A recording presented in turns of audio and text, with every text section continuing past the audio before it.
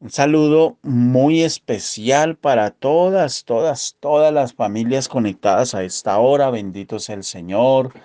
Un saludo para usted, para su familia. Qué bueno que usted se conecte y abra las puertas de su corazón y de su casa para que la palabra entre.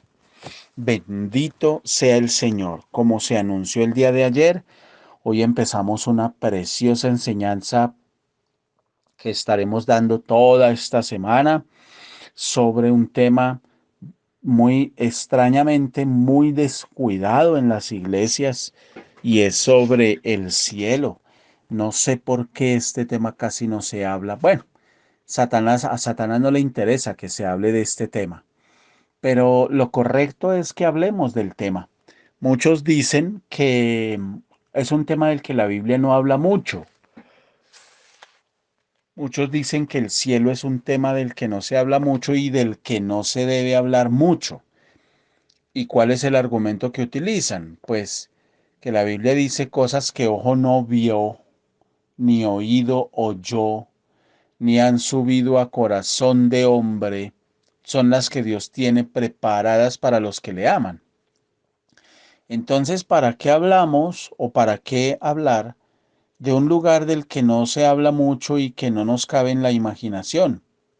Bueno, eso no, esa posición no es muy bíblica. Nosotros debiéramos, como creyentes, prestar mucha atención a este tema del cielo. La palabra precisamente lo dice ahí en Primera de Corintios. Tome nota, por favor, no lo busque, tome nota. En Primera de Corintios 2:9, que precisamente Dios tiene cosas preparadas para los que le aman, para los que le aman. Y eso lo ha revelado por medio de su bendito Espíritu Santo.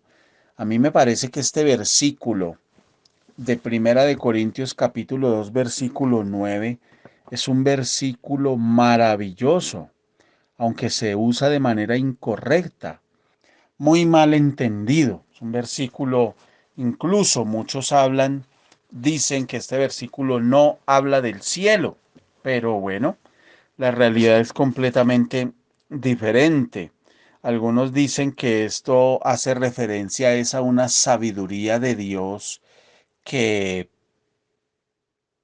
que es oculta, que es reservada para otro tiempo, para mostrarnos a nosotros.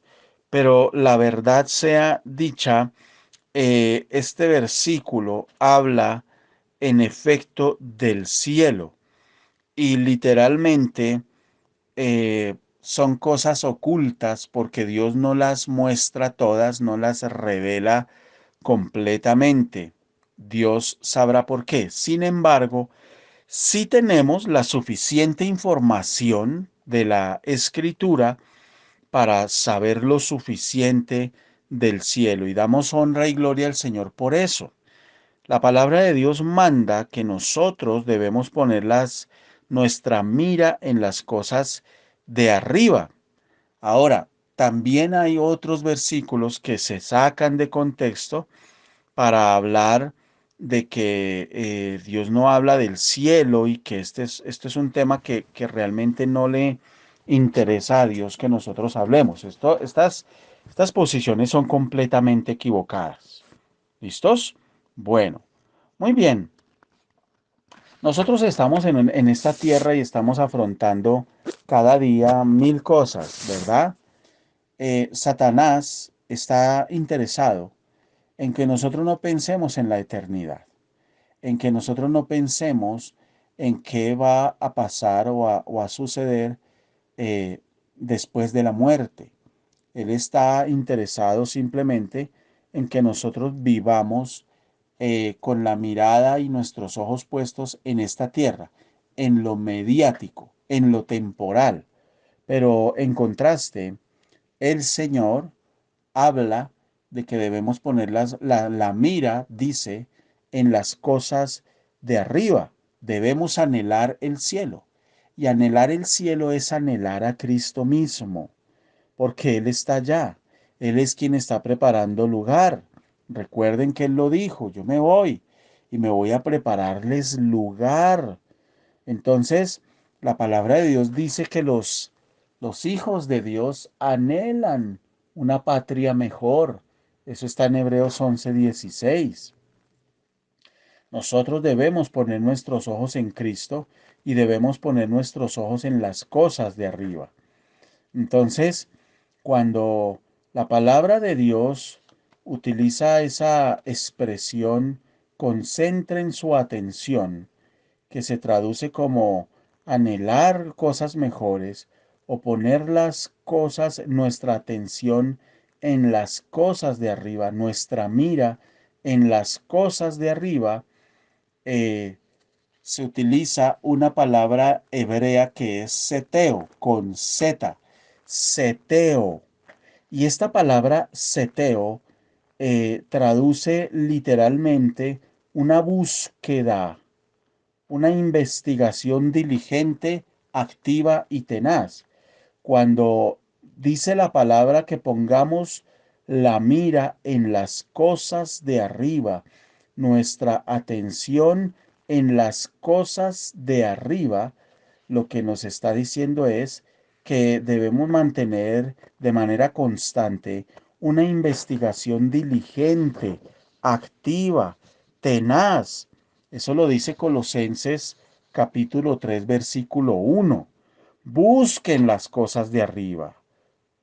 Pongan las miras en las cosas de arriba, donde está Cristo sentado a la derecha de Dios. Esto es un mandamiento. Escúcheme, iglesia. Esto es un mandamiento. Esto no es si usted quiere. Es un mandamiento y no lo cumplimos muchas veces. Pero dice aquí en la palabra en Colosenses 3:1, busquen las cosas de arriba. Es decir, pongamos nuestro corazón en el cielo. Y cuando dice busquen, busquen, otras versiones dicen pongan la mira. Ese busquen significa seteo, en el griego seteo. Ya les dije que traduce una investigación diligente, activa y tenaz. Cuando usted mira esta palabra seteo, se aplica a la actitud que tuvo el Señor Jesucristo cuando vino a la tierra a rescatarnos a nosotros. Es decir, Él tuvo una investigación diligente, activa y tenaz. La Biblia está llena de este ejemplo, de esta realidad. Cuando el Señor vino, dice la palabra, que vino a buscar lo que se había perdido. Cuando habla de que el pastor busca a la oveja perdida. Cuando habla de que la mujer busca la moneda perdida. Cuando habla del mercader que busca una perla fina. Eso está en Lucas y está en Mateo. Todas estas parábolas son ejemplos para mostrarnos esa búsqueda diligente, activa y tenaz. Y esa misma palabra seteo que se aplica para la actitud que tuvo el Señor Jesús en venir a buscarlo a usted y a mí, que estábamos completamente perdidos, es la misma que se aplica para el mandamiento de Colosenses 3:1, cuando nos habla literalmente de buscar el cielo. Entonces este verbo seteo, con Z, seteo, se encuentra en tiempo presente en ese versículo. Busquen, busquen. lo que nos sugiere un proceso continuo. En otras palabras, continúen buscando las cosas de arriba. Mandamiento que rompemos fácil porque estamos tan absorbidos por las cosas de abajo, por las cosas de esta tierra, que no nos concentramos buscando las cosas de arriba. Las iglesias y el mundo entero están llenas y el mundo lleno de personas que van camino al infierno. Triste y dolorosamente es una verdad. Cruel, pero es una verdad. En el libro de Mateo, en el capítulo 7, solo estoy haciendo referencias. En el libro de Mateo, capítulo 7, del 13 al 14, la palabra de Dios dice, entren por la puerta estrecha, porque ancha es la puerta y espacioso el camino que conduce a la destrucción, y muchos entran por ella, pero estrecha es la puerta y angosto el camino que conduce a la vida, y son pocos los que la encuentran. Bueno, ¿qué impide que una persona entre al cielo? Claramente lo dice la palabra, el pecado. Romanos 3:23. ¿Y qué hace el pecado en nuestra relación con Dios? Separarnos de Él. Eso está en Isaías 59:2. Pero, ¿qué efecto produce el pecado en la presencia de Dios? Pues Dios es tan santo que Él no puede permitir pecado en su presencia. Dice la palabra en Habacuc 1:13 que Él es muy limpio de ojos para ver el mal y que no puede ver el agravio. Nosotros somos pecadores. No se nos permite estar en la presencia del Señor. No podemos entrar al cielo como somos o como estamos. Cuando llegamos a Cristo, iniciamos un camino, un proceso. Muy bien. Ahora, el cielo no es un destino automático como el diablo ha querido hacerle creer a mucha gente. El problema del pecado en nuestra vida tiene que ser resuelto de manera definitiva y esa solución solo va a venir a través de Cristo Jesús. En cambio, el infierno sí es un destino automático. En esta mañana estamos haciendo una breve introducción y una alusión con respecto al tema del infierno, pero no hemos del cielo, pero no hemos empezado a hablar del cielo como tal. Estamos en generalidades. Pero para poder entender y dimensionar el cielo, la grandeza, lo maravilloso de esta realidad eterna, tenemos que hablar del infierno. Es decir, usted dimensiona una cosa cuando entiende la contraparte. Le pongo un ejemplo. ¿Por qué los hijos no valoran cuando hay comida en la casa? Porque no saben qué es aguantar hambre. Cuando una persona valora lo que es tener comida en la casa, es cuando literalmente han pasado hambre, saben qué es aguantar hambre. Entonces, cuando usted sabe qué es la escasez, usted valora más cuando le llega la bendición. Cuando usted sabe qué es pasar necesidad y hambre, usted valora cuando le llega la bendición, pero cuando usted no sabe o cuando olvida lo que es pasar necesidad, entonces usted no valora cuando tiene bendición. Por eso la gente hoy no valora el cielo, es un tema que no es muy valorado. Y curiosamente, en los púlpitos, este es un tema del que no se habla con la suficiente profundidad bíblica. Eso hace que no se valore tanto como se debiera valorar. Muchos libros niegan el infierno. Muchos pastores lo están negando. Niegan el infierno, la existencia del infierno. Y pues si no hay infierno, usted no valora el cielo tampoco. Así, sencillo. Pero la verdad es que si hay un tema que el Señor Jesucristo tocó y habló con amplitud, fue del infierno. Y hoy vamos a hablar del infierno. Este es un seminario sobre el cielo, pero en esta primera parte vamos a hacer una referencia no exhaustiva, pero sí lo suficientemente profunda para que nosotros valoremos este tema del cielo. Cada uno lo debemos valorar en nuestras vidas y dar gracias al Señor por eso. Y vamos a hablar del infierno porque nos ayuda a dimensionar, a entender, a agradecer y a poner las cosas, nuestros intereses en las cosas de arriba. Y nos ayuda a entender y a valorar el cielo y para dónde vamos y lo que Dios ha hecho por usted y por mí y de qué nos ha librado. Entonces les decía que un tema del que ha hablado ampliamente el Señor Jesús en la palabra es del infierno.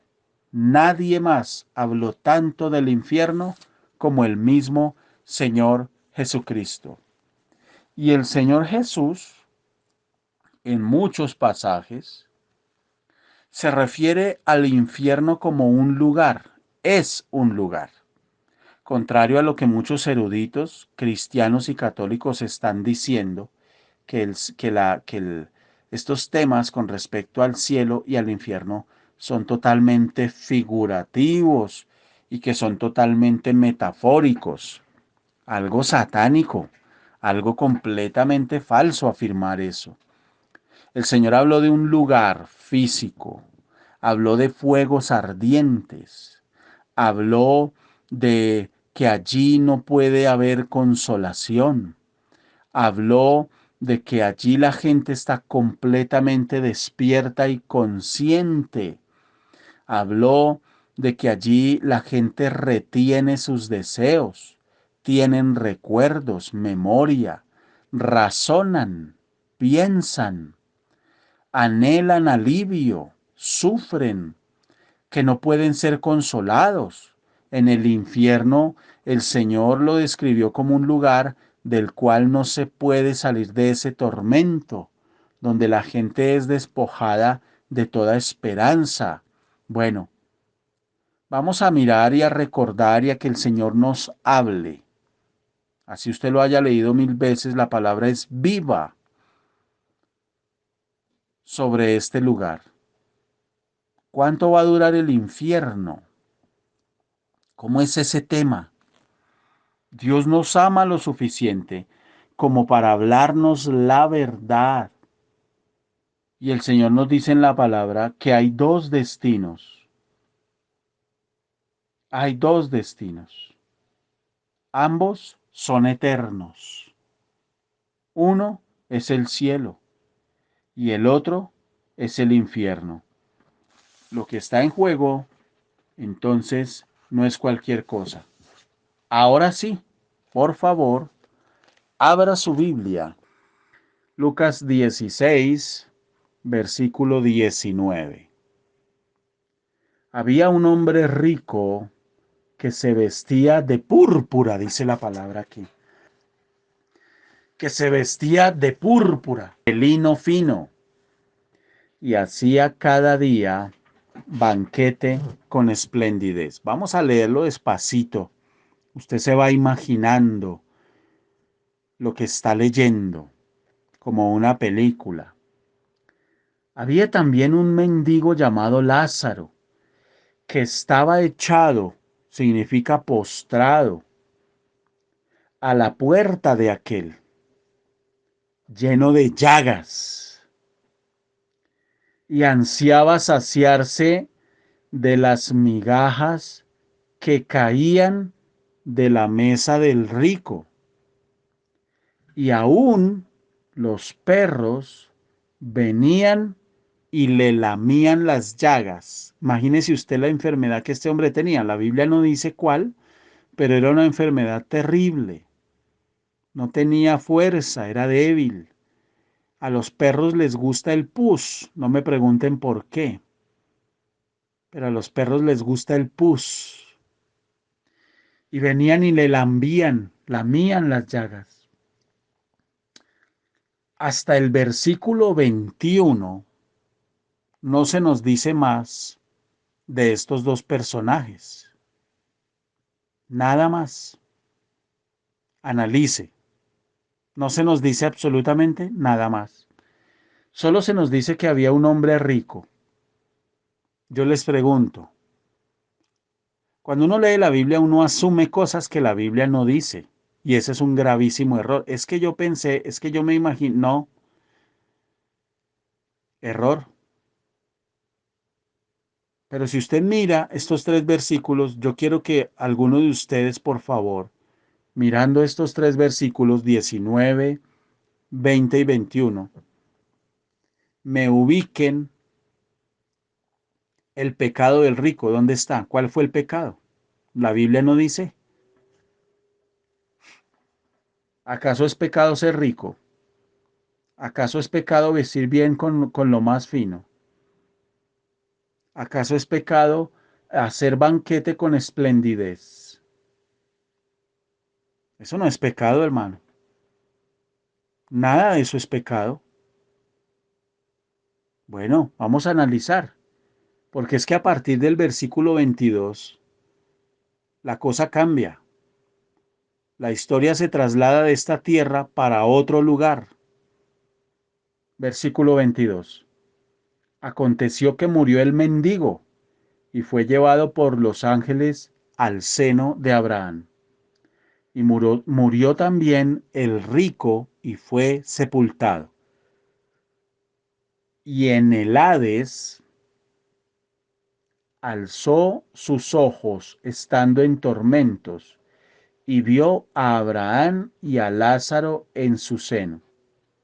Entonces él, dando voces, dijo: Padre Abraham, ten misericordia de mí y envía a Lázaro para que moje la punta de su dedo en agua y refresque mi lengua, porque estoy atormentado en esta llama.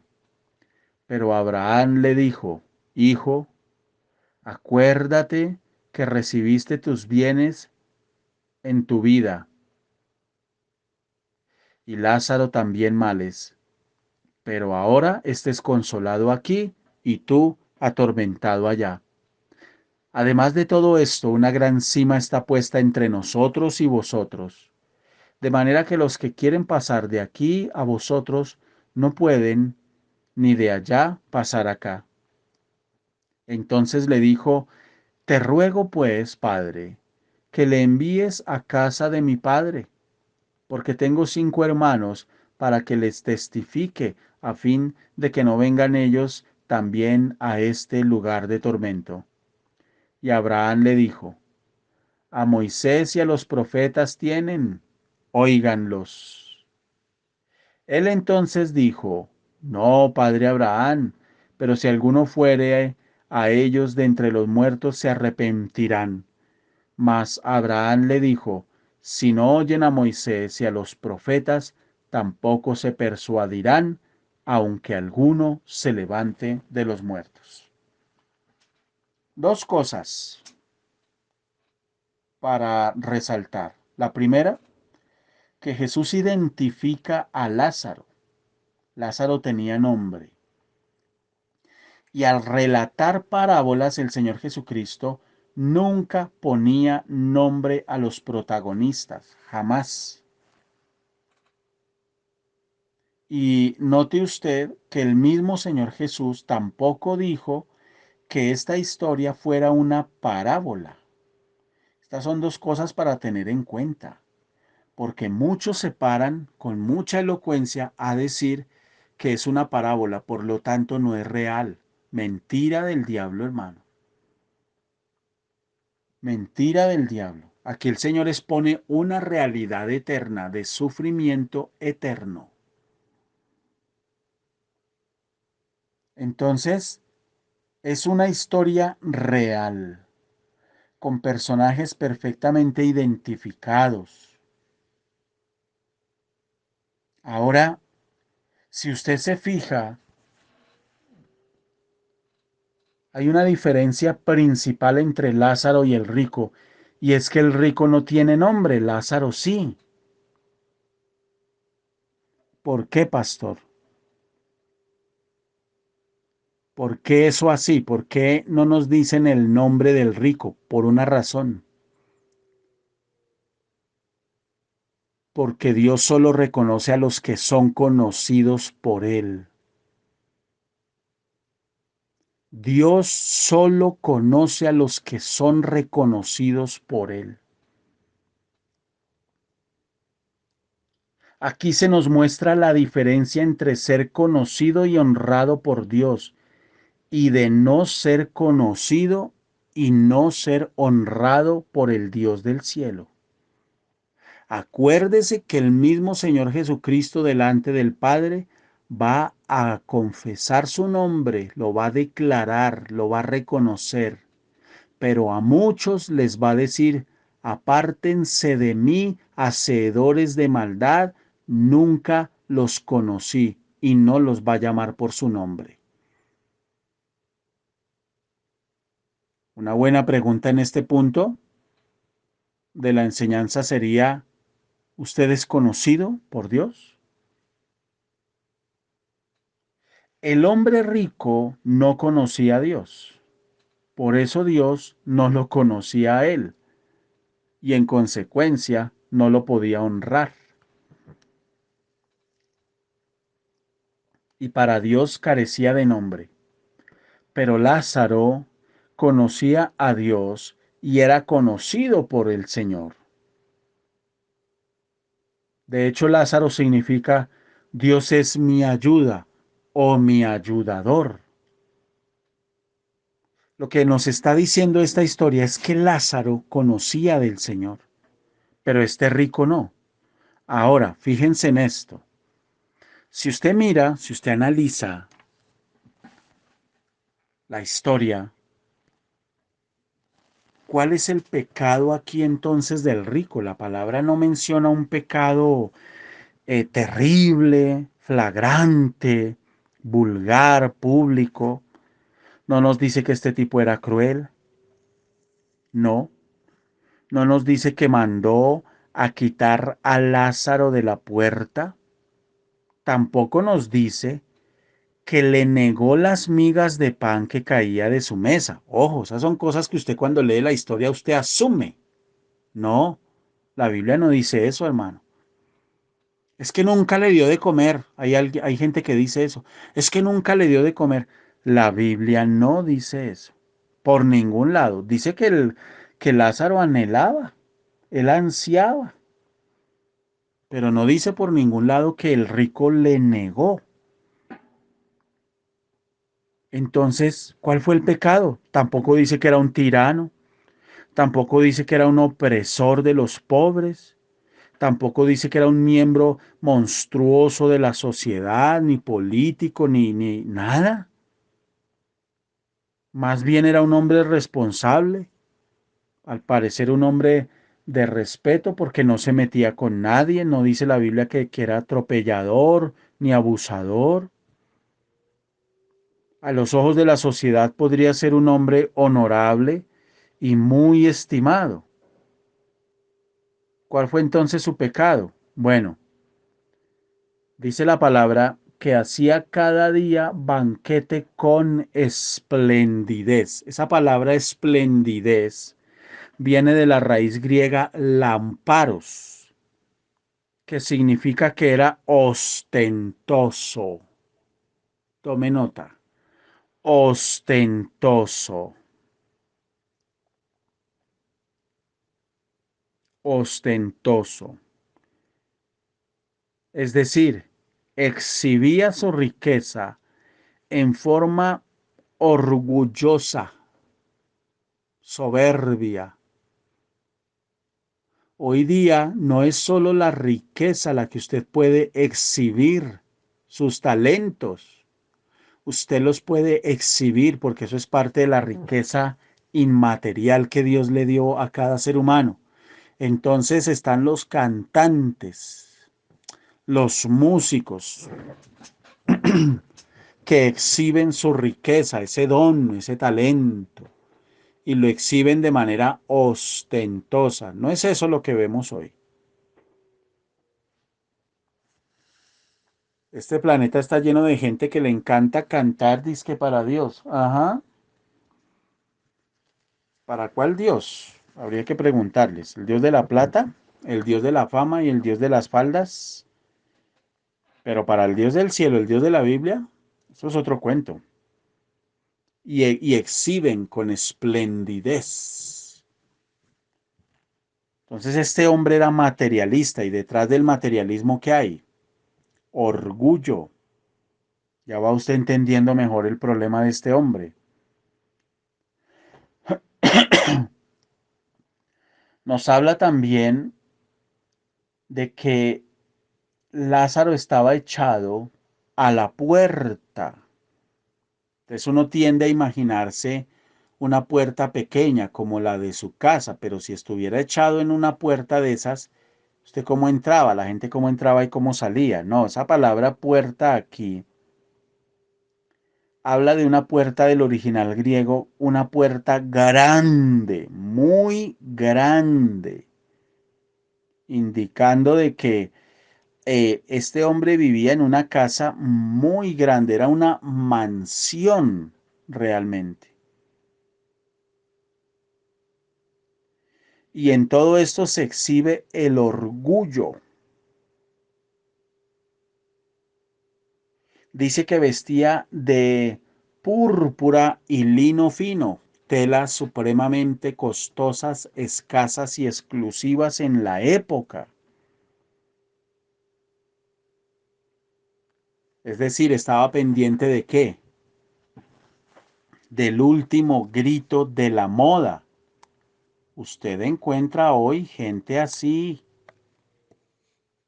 Hay mucha hermanita, hay mucho hermanito que la manera en cómo visten es fundamental.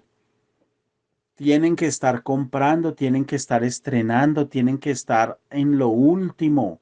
Nunca están saciados, siempre quieren más. Cuidado con eso. Tienen 50 pares de zapatos y quieren 100. Tienen un bolso para cada día y quieren más. Cuidado con eso. Esas palabras cada día, porque dice, y hacía cada día banquete con esplendidez, nos habla de que era un hombre indulgente consigo mismo. Amaba profundamente el confort, la comodidad, el lujo, la vida extravagante. Buscaba las cosas y los placeres de este mundo. Se complacía en las riquezas, las amontonaba, permitía que el dinero le rodease, le gustaba producir más y más para sí mismo, su propiedad. ¿Qué será de todos estos ricachones que ve uno que controlan los países y el mundo? Todos estos banqueros, cuando Dios los llame a cuentas, hermano, que llegan a viejos y todavía quieren más. Llegan a viejos y todavía quieren más, Señor Jesús.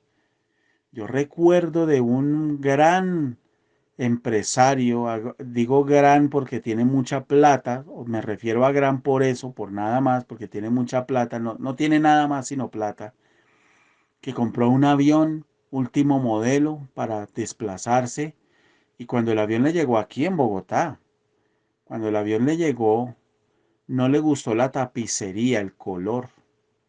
Entonces llamó a la empresa fabricante del avión por allá en Inglaterra, creo, y les dijo que quería cambiar la tapicería, que lo recogieran y se lo llevaran. Y le dijeron, claro, con mucho gusto. Cuesta $2,500,000 cambiar esa tapicería. Sí, háganlo, háganlo. Eso es esplendidez. Y ahí no vale que usted haga hospitales y que no haga. Si usted no tiene a Cristo en el corazón, no vale nada, hermano. Entonces, ahí tenemos el caso del pecado, pero en el versículo 22 ambos mueren y murieron de manera diferente. Y lo que pasó cuando murieron también fue algo diferente. Lázaro muere y es llevado por ángeles al paraíso. El rico muere y dice la palabra fue sepultado. Las únicas palabras referidas a la muerte del rico son murió y fue sepultado. Murió y fue sepultado. Punto. Seguramente fue muy lujoso el entierro y lo enterraron con su vestido de lino fino y de púrpura. Debió haber sido algo ostentoso el funeral y el entierro. Pero lo que se dice de Lázaro es totalmente diferente. Fue llevado por los ángeles al seno de Abraham. Lázaro siguió viviendo.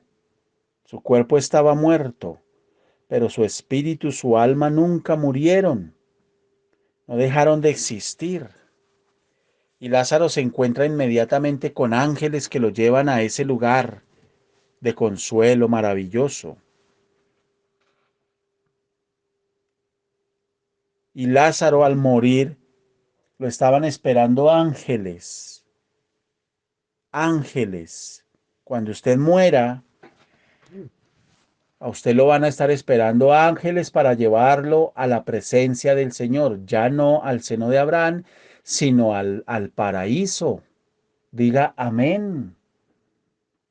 Allá en su corazón diga amén. Cuando tú me llames a tu presencia, yo voy a ser recibido por ángeles que me van a llevar. Amén. Por eso. Ángeles que me van a llevar a la presencia del Señor. Bendito sea Dios. Entonces el alma de Lázaro se encontró inmediatamente con ángeles que lo llevaron al paraíso, a ese lugar de descanso que era el seno de Abraham.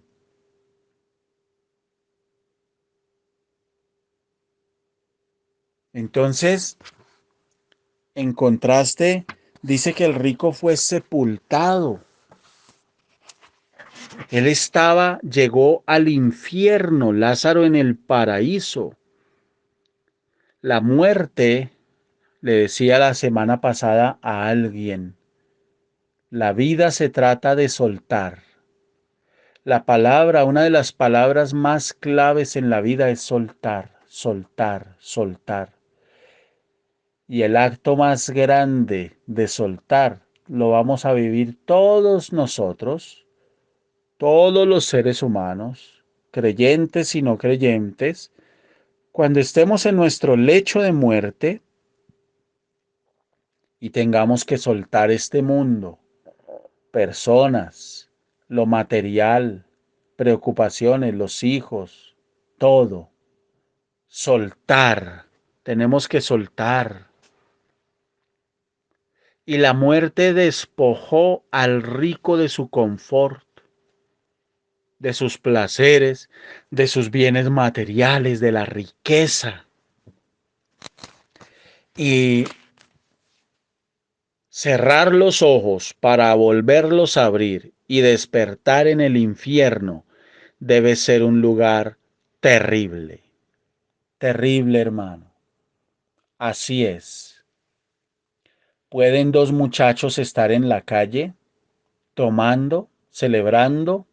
Están con sus amigos, se agarran a pelear dos, se agarran a puñal, uno de ellos le clava el puñal al otro en el corazón y éste muere y lo último que siente es una picada muy fuerte, el dolor de la puñalada y desaparece.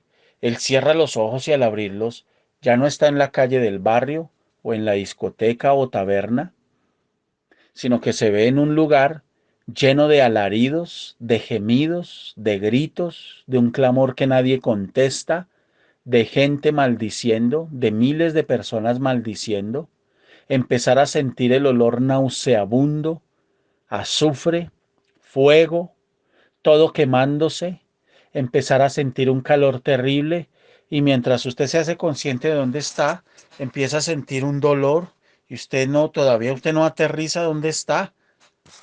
La muerte es así, así es, así es, hermano.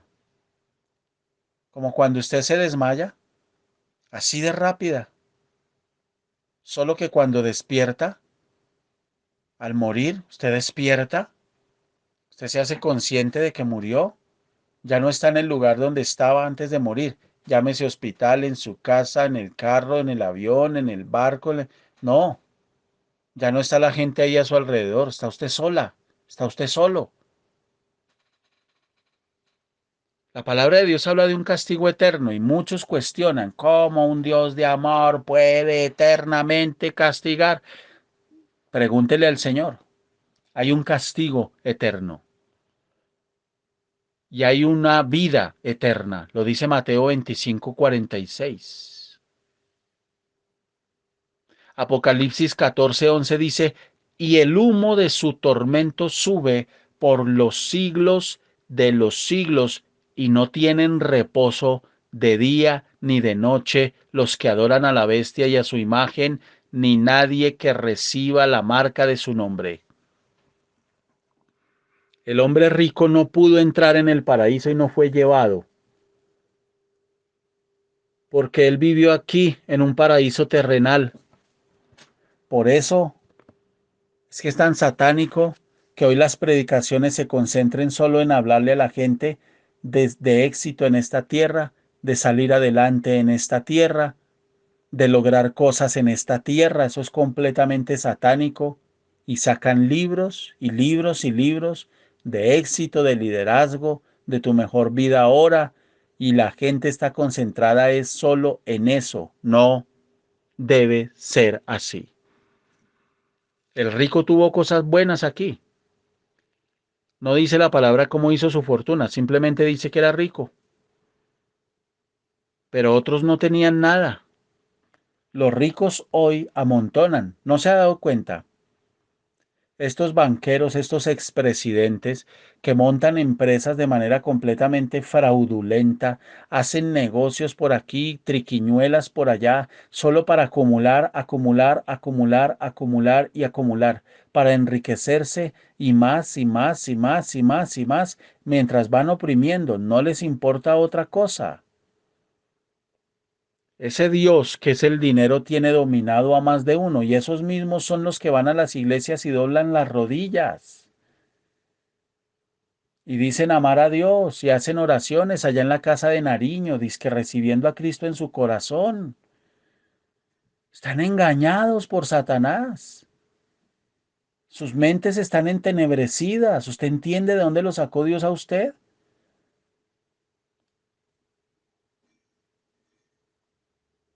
Cuando nosotros seamos llamados a cuentas y nos veamos con el Señor cara a cara, vamos a dar gracias a Dios por tanta escasez que tuvimos aquí, por limitarnos el tema del dinero, porque si no fuera así, usted y yo nos descarriábamos. Es la verdad. Nos descarriábamos. El dinero daña a la gente. Por eso cuando usted le pide al Señor bendición material antes de la bendición material o junto al lado de la bendición material, debe decirle al Señor, Señor, por favor, que mi corazón esté preparado para manejar este dinero, para manejar esta posición. Porque hay gente que es muy levantada, muy levantada. Medio tienen algo, medio tienen cualquier cosa y se vuelven humillativos, se vuelven ostentosos, se vuelven eh, sobrados y bueno, cuántas cosas más. Uy, Señor. Entonces el rico vio la gloria aquí, pero lo más tremendo es que el rico pudo ver el paraíso, imagínese usted, pero no podía entrar. Pudo ver al interior, tanto que vio a Abraham y a Lázaro. Vio la gloria, vio el confort, la perfección, vio el gozo del paraíso. Pero hay una cosa muy interesante, yo no sé si usted lo ha notado, que al ver a Lázaro y a Abraham, el rico lo que pidió fue que enviaran a Lázaro para que le mojara la lengua con agua. Aquí hay una pregunta interesante que podríamos hacer. ¿Por qué no pidió el rico que lo dejaran entrar allá, que lo sacaran de allá? Por una razón, porque toda persona incrédula que se condene y que vaya al infierno va a saber, va a entender que no tiene el derecho de estar allá. ¿Qué significa eso?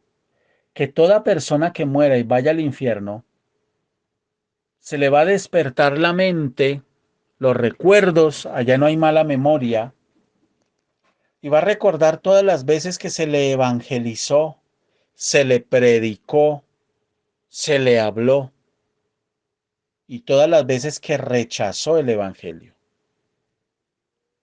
El rico estaba solo, Lázaro tenía compañía. Lázaro tenía la compañía de Abraham y de los santos que estaban allí en el seno de Abraham.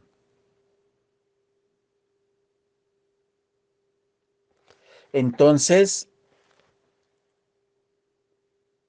el cuadro que nos está presentando el Señor Jesucristo aquí es que la persona en el infierno va a ser atormentada con soledad, con soledad. Es una de las cosas. Si aquí mucha gente no se aguanta la soledad, ¿cómo será allá? Porque allá va a estar lleno eso de gente, de almas, pero usted va a estar solo. Usted no va a poder interactuar, compartir, ¿no? La persona va a estar totalmente sola. No va a sentir la compañía de nadie. No verá a nadie. Va a estar separada de otros. En una existencia sombría. Y ahí es donde la Biblia dice, allí será el llanto y el crujir de dientes.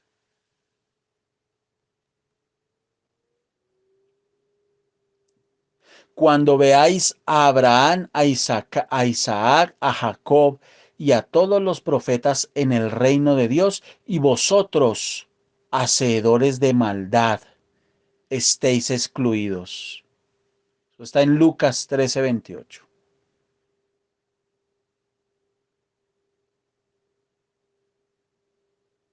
Es un lugar espantoso, hermano. El rico era atormentado, Lázaro consolado.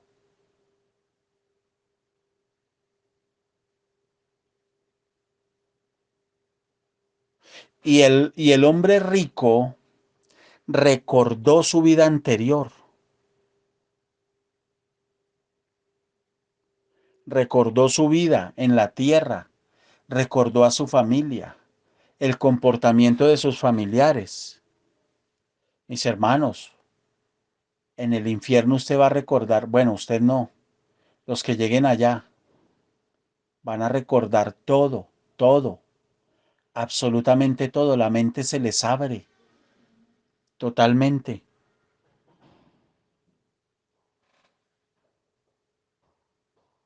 Entonces el hombre rico recuerda su confort, sus fallas, sus pecados, su extravagancia, las oportunidades desaprovechadas de acercarse a Dios, las veces que hizo oído sordo, las veces que asumió la predicación de la palabra como un fastidio, qué pereza, qué mamera. Hay más gente en el infierno de la que nosotros nos imaginamos. Y gente que usted espera ver allá probablemente no la va a ver. Se va a encontrar usted con esa sorpresa.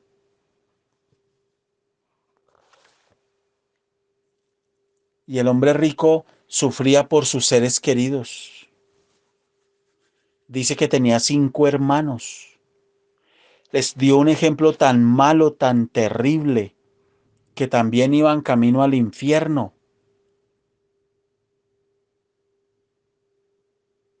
Yo le voy a decir una cosa. El infierno hoy está lleno de gente que en esta tierra tuvo mucha plata y que si a esas personas se les diera la oportunidad de salir del infierno y volver a esta tierra para tener 2, 3 minutos para arrepentirse de manera genuina, darían lo que fuera. El infierno está lleno de gente que tuvo mucha plata en esta tierra, pero que si pudieran, se devolverían y darían toda esa plata. No les importaría vivir como indigentes, debajo de un puente, en la condición que sea. Piensen la más terrible, no les importaría. Solo les importaría tener la oportunidad de arrepentirse para no ir a ese lugar. Usted entiende la oportunidad que tenemos cada día nosotros al estar vivos. Somos ricos. ¿Ahora lo entiende? Somos ricos usted y yo. Somos ricos en gracia. Y eso no tiene valor. No valen millones. El señor Julio Mario Santo Domingo, una de las últimas cosas que decidió en su voluntad fue donar 100.000, 100.000, no 100, ni 1.000, 100.000 millones de pesos. 100.000 millones de pesos para el estudio aquí de la gente de los estratos bajos. Construyó bibliotecas, hospitales. El señor Luis Carlos Sarmiento, creo, si no estoy mal, fue el que construyó un hospital aquí con una tecnología tremenda para el tratamiento del cáncer y otras enfermedades. Tipo muy inteligente. Previendo que le pueda dar algo a él, tiene ahí la tecnología asegurada. Usted puede hacer lo que quiera, hermano. Pero nadie viene al Padre si no es a través de Cristo. Y lo que uno ve es que estos personajes hacen y se pueden volver los filántropos más poderosos y más grandes del mundo. Pero eso no los va a llevar al cielo, hermano. Este señor, Steve Jobs, es admirado a nivel mundial. Cientos de miles de conferencias se dan hablando de él, de su liderazgo, de su inteligencia, de su ejemplo. Entonces usted encuentra libros, hasta películas ya hay del Señor, de los secretos de Steve Jobs. Cómo ser el mejor orador. Pero no hablan de la otra cara de la moneda. El tipo, conociendo de Dios, decidió apartarse para volverse budista. El budismo es minimalista, es decir, les gustan las cosas simples y sencillas. Por eso una característica en todos estos aparatos de esta marca es que son muy sencillos en su apariencia, muy minimalistas, muy menos cosas tienen,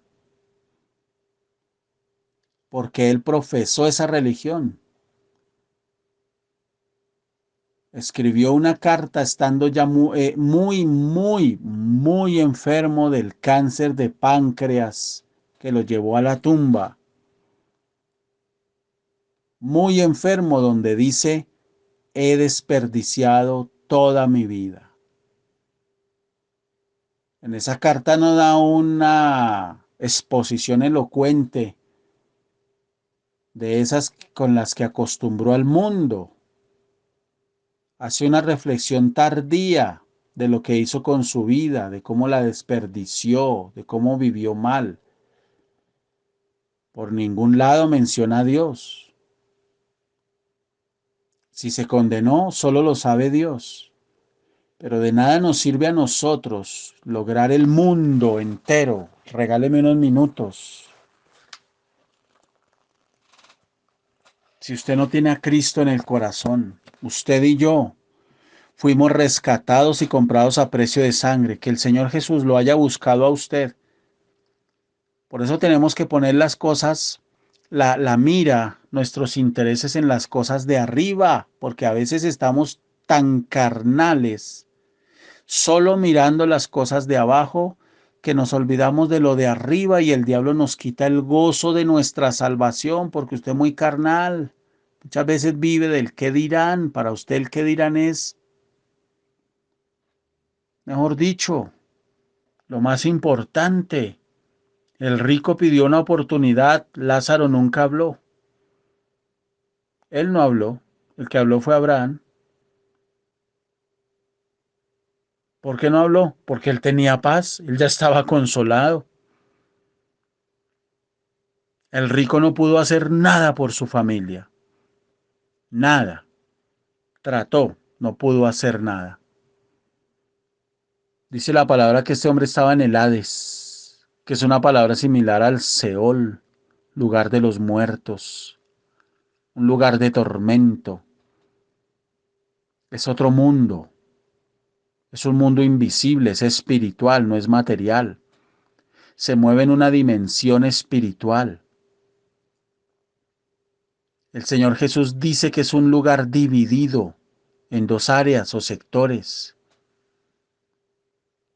que está separado esos sectores por un abismo que no se puede cruzar. Allá usted no va y viene como quiere, aquí sí. El infierno es eterno y es un lugar de tormento. Hay memoria, usted ya no va a estar durmiendo y descansando, eso es falso. Como la doctrina de los testigos de Jehová, completamente falso, mentira. Si no, la Biblia no hablaría de un sufrimiento eterno, de una condenación eterna.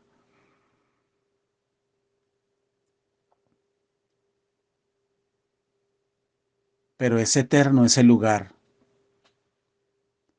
El Señor nos ayude a entenderlo y a dimensionarlo. Ya con esta introducción, todo lo que hablemos de aquí en adelante del cielo, usted lo va a dimensionar mucho más y lo va a valorar mucho más. La palabra dice que debemos pensar de manera constante y permanente en el cielo. Un día no vamos a sufrir más, no va a haber más lágrimas, ni enfermedad, ni muerte. Vamos hacia allá. El Señor lo está preparando a usted y me está preparando a mí. Gloria a Dios por eso. Aquí podemos trabajar, ser diligentes, todo lo que usted quiera. Pero tenemos que tener nuestros ojos puestos en donde deben estar puestos, que es el cielo. Bendito seas tú, Señor, por tu palabra y por recordarnos ese lugar eterno a donde vamos, hacia allá nos dirigimos, allá queremos estar contigo. Y ese lugar es tan maravilloso, Señor, que no importa que vivamos aquí, que padezcamos aquí, no importa. Ayúdanos a ser fuertes y a seguir adelante fieles. En el nombre de Jesús. Amén y amén.